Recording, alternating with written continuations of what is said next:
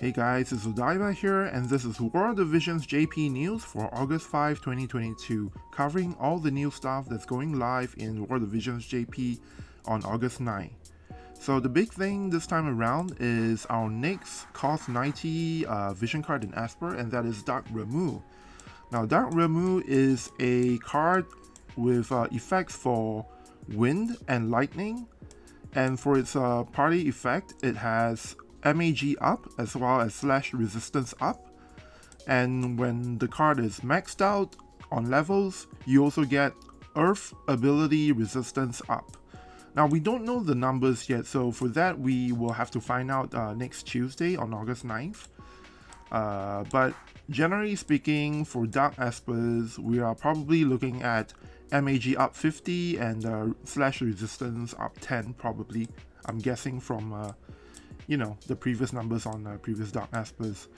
As for the bestowed ability, again this is for wind and lightning element units, and it will get missile resistance up as well as spirit SPR penetration up and evasion down. Here looking next, we will take a look at the Esper evocation ability. This one does, let's see here, it will, well, it's an AoE attack with a huge range as you can see indicated here, and all targets caught in the AoE will get their protect and shell removed, and then after that has been removed, then it will do damage, lightning MAG based damage for XL. And then the map effect for a limited time is all allies will get ATK and MAG up, and lightning units in the party will actually get an even higher ATK and MAG up effect. And other than that, all the enemies will also get lightning resistance greatly reduced. So for the Esper, we don't know too much about it yet, but when you've awakened it up to 3 stars, it will also get paralysis resistance. So that seems pretty good, I think, compared to Dark Odin and Dark Tetrasulfide. This may be, I think, the most interesting Dark Esper release so far, not just because of its elements, but also because, well, its evocation ability is really good. Just look at that range. Right? It's incredible, right? And for the effects, of course, we have to check on next Tuesday to see the actual numbers.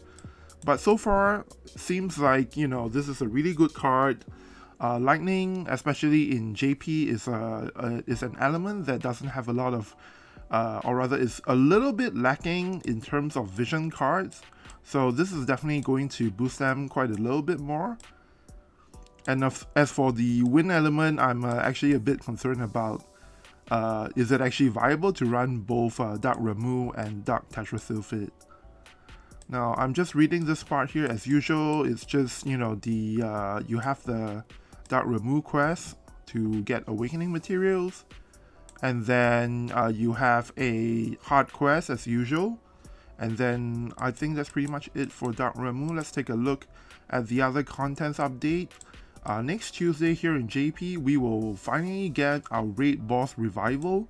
I think this is the first time we're getting it after more than half a year. I've been waiting for this for I think about 8 months or so now. No wait, about half a year I guess. The last one was sometime back in early February. And in JP, unlike in Global, every single time they have a one of those, if it's not a raid boss revival, if it's just a single raid boss, they don't actually let us buy all the recipes for the own equipment, for all of the raid equipment. But for raid boss revival, because you get to fight like at least 4 of the bosses to farm various recipes and stuff, farm various materials and stuff, that's the only time in JP where they let you buy all the other equipment recipes. So this is something that I guess is more important than in JP, because in Global, like I said, every single time we have a new raid, we can I don't know what it's called, but the one where we have the raid is only doable in multis. For that, every single time we've actually been able to buy all the past recipes.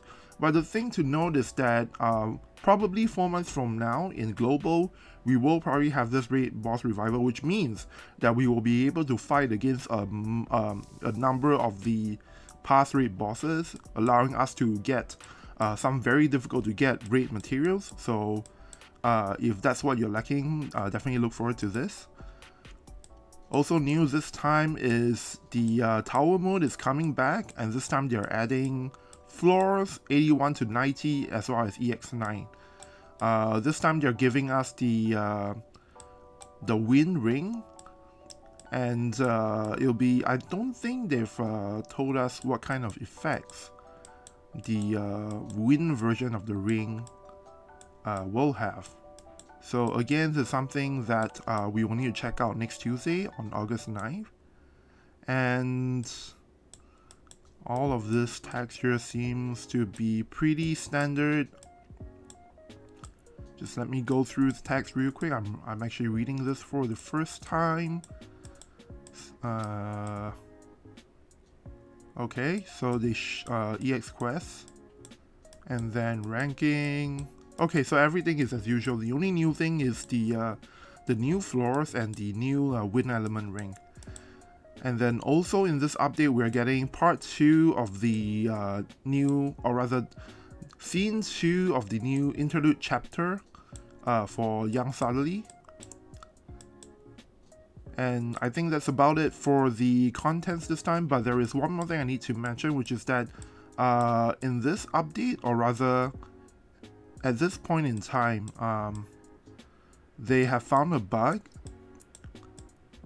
that, so what happens is for Ranell, because Ranell has an ability that gives her courage removal whenever her attack hits, but then with the new the new Earth unit, Ual, I don't know how to say her name in English apparently, her TMR gives, or rather her ability gives her teammates the effect of a courage removal before the attack hits. And so what happens is some players have discovered that if you stack that with Ranell's buff, both buffs can actually actively be on Ranell at the same time, and in those situations, there's a bug that has so far made it such that Ranell's buff will actually take precedence over the buff that Yor can give. So they are going to fix that. So what is happening now is when you have both buffs on, Ranell will actually default to the buff that she casts on herself, which means that her attacks will not remove courage before the damage is dealt. So clearly this is a bug. It doesn't really affect global right now because we don't have the new Earth unit. But definitely in the future, when she's out, we will need to check to see if in global we have this similar bug as well. And of course, even if there is this bug, I'm sure they'll fix it, pretty quickly. Alright, so I think that's all for the news updates for JP this time. So one last thing before we go, I'm currently working on, I think, 2 videos. One is about Summer Helena, because I've actually been able to do some mock battle tests with Summer Helena, so please look forward with that. And the other thing is there's a little something I want to talk about for Darkfina, so I don't want to quite get into it yet, but if you're interested in things like that, please definitely I hope that you'll consider subscribing to the channel, and I hope to see you guys next time in the next video.